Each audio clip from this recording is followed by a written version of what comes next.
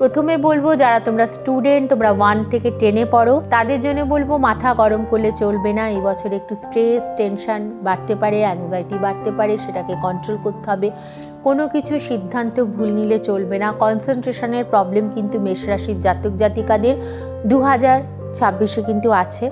সুতরাং কনসেন্ট্রেট করে পড়াশোনায় মন দিতে হবে। তবে অবশ্যই তোমাদের কিন্তু প্রচণ্ড ভালো রেজাল্ট আসবে, কারণ একটা জিনিস ভুললে চলবে না, রবির এক্সাল্টেড পজিশন কিন্তু মেষ রাশি।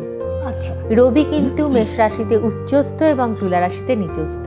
সুতরাং যাদের জন্মছকে মেষ রাশির জাতক জাতিকাদের রবির পজিশন ভালো, তাদের কিন্তু র্যাঙ্ক, ডিস্টিংশন পাওয়া, খুব ভালো রেজাল্ট পাওয়ার কিন্তু একটা চান্স রয়েছে। যারা হায়ার স্টাডি করছো তাদের জন্য বলবো যে এই বছরটা যথেষ্ট ভালো।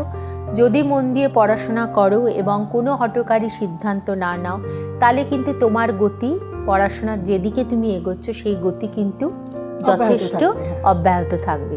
যারা কম্পিটিটিভ এক্সামস দিচ্ছ তাদের জন্য বলবো যে অবশ্যই ওই একটাই জিনিস, যে কোনো কিছুতে হঠকারী সিদ্ধান্ত নিলে চলবে না। মাথা ঠান্ডা রেখে, বারবার বলছি 2026-এ মাথা ঠান্ডা রেখে সাবজেক্ট সিলেকশন করতে হবে, এবং তুমি কি স্ট্রিমে যাবে সেটা সিলেকশন করতে হবে, ফিল্ড সিলেকশন করতে হবে।